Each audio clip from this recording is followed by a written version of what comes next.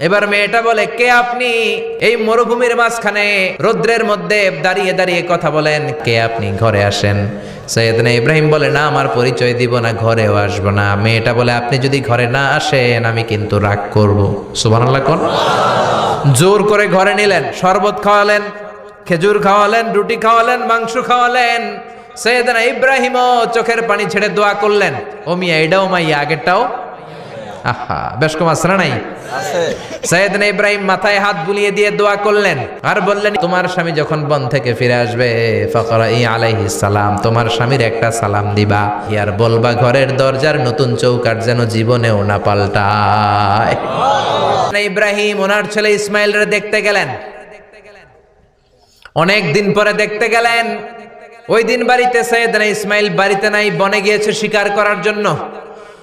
বাড়িতে সৈয়দনা ইসমাইলের বিবি সৈয়দনা ইব্রাহিম ঘরের দরজার বাইরে থেকে সালাম দিয়ে বললেন, আসসালামু আলাইকুম। ভেতর থেকে কর্কশ গলায় একটা মেয়ে সালামের উত্তর দিয়ে বলল, ওয়া আলাইকাস সালাম। গলার মধ্যে কোনো মায়া নাই, মহব্বত নাই। জিজ্ঞেস করলো সৈয়দনা ইব্রাহিম, মা কেমন আছো? কাইফা হালুকি ইয়া উম্মি। মেয়েটা কয়, বেশি সুবিধার না।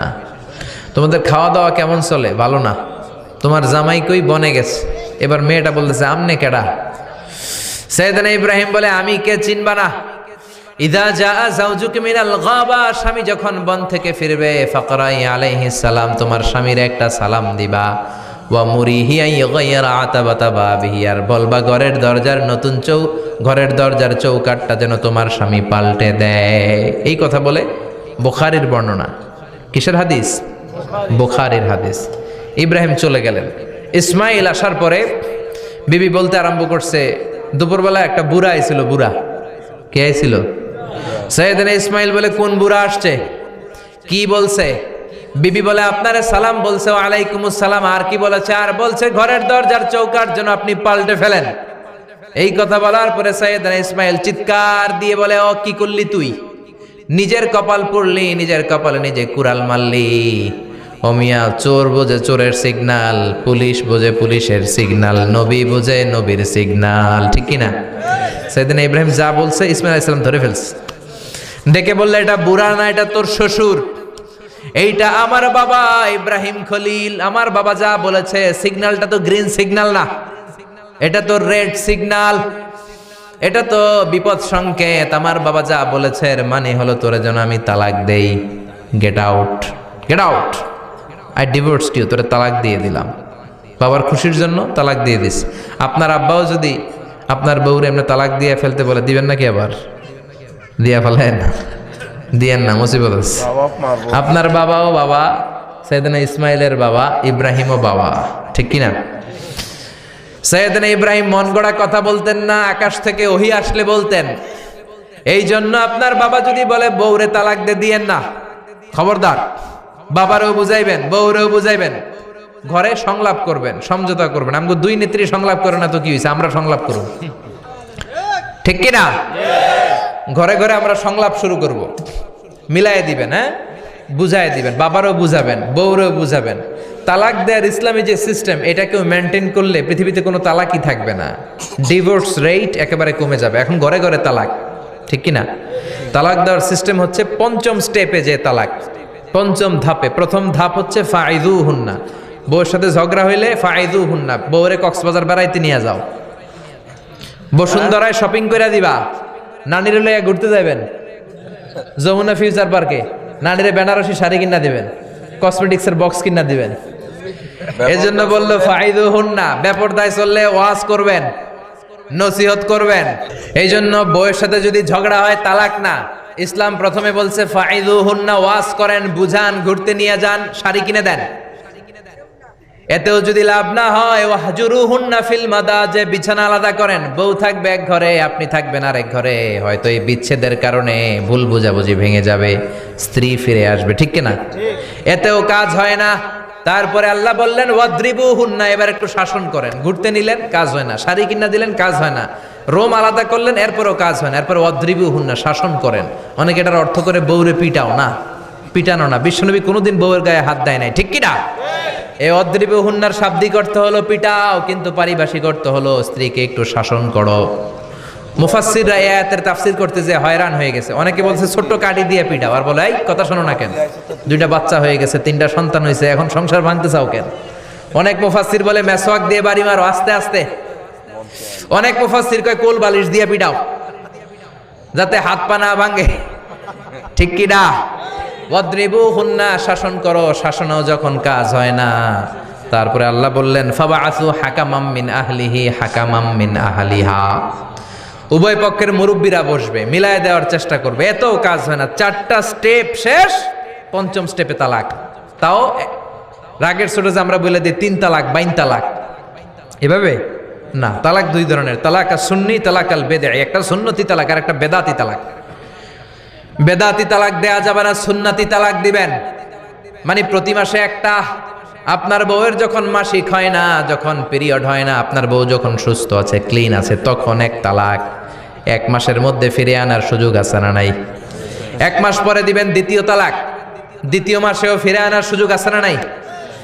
ঘরে রাখবেন, হয়তো বিবিরে দেখে আপনার মনে ভালোবাসা জমবে, বিবির মন নরম হয়ে যাবে, বিবিকে ফিরে আনা যাবে।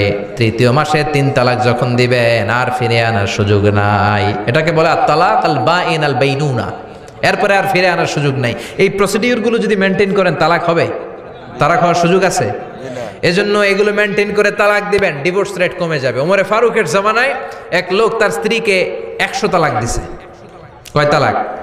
এরকম ডাকাত বাংলাদেশও আছে না নাই?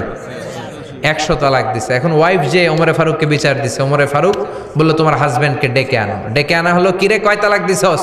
কয় 100 তালাক। দিবি 3 তালাক, 100 তালাক দিছস কেন? কয় মেজাজ গরম আছিল। ওমরে ফারুক বলে ঠিক আছে, বিচার হলো 3 তালাকে তোর বউ তালাক, বাকি 97 তালাক এখন তোর পিঠে পড়বে। সুবহানাল্লাহ পড়েন। এরকম যদি মাইট দেওয়া যেত জায়গা মতো, সব তালাক বন্ধ হয়ে যেত। চিল্লায় বলেন ঠিক কি না?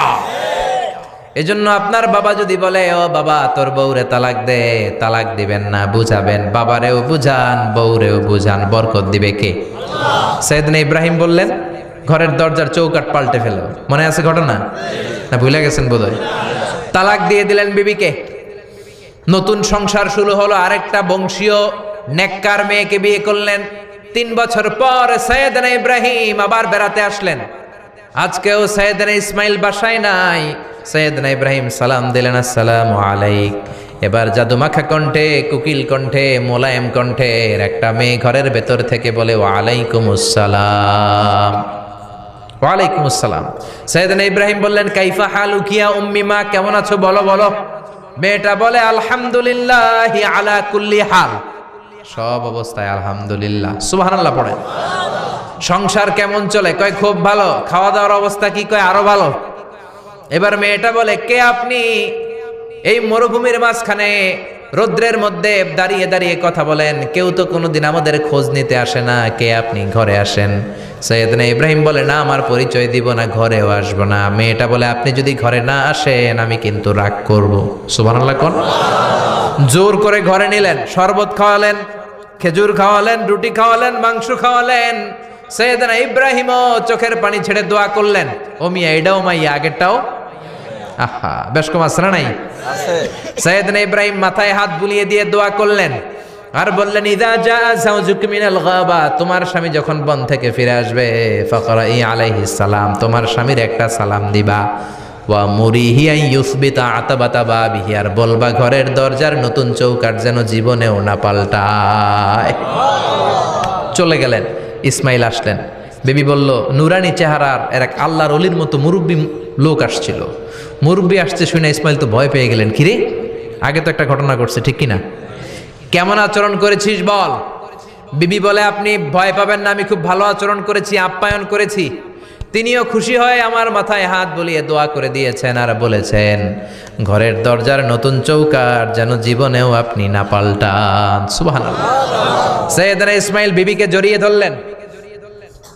বিবিকে জড়িয়ে ধরে বললেন ও বিবি, তুই তো পরীক্ষায় গোল্ডেন এ প্লাস। কি এ প্লাস? যেই মুরব্বী লোকটা এসেছিল সাধারণ কোনো মানুষ নয়, তোমার শ্বশুর আমার বাবা ইব্রাহিম খালিল। আমার বাবা যেই কথা বলে গিয়েছেন, যে ইঙ্গিত দিয়েছেন, এটা তো গ্রিন সিগন্যাল। আমার বাবা বলেছেন তোমার যেন কোনোদিন তালাক না দেই, তোমার যেন ছেড়ে না দেই। এই যে তোমার হাতটা দুনিয়ার বুকে ধরলাম, জান্নাতে যেন তোমার হাত ধরে এই দুজনে জান্নাতে ঢুকে যায়। এজন্য বাবা মায়ের দোয়ার দরকার আছে না নাই?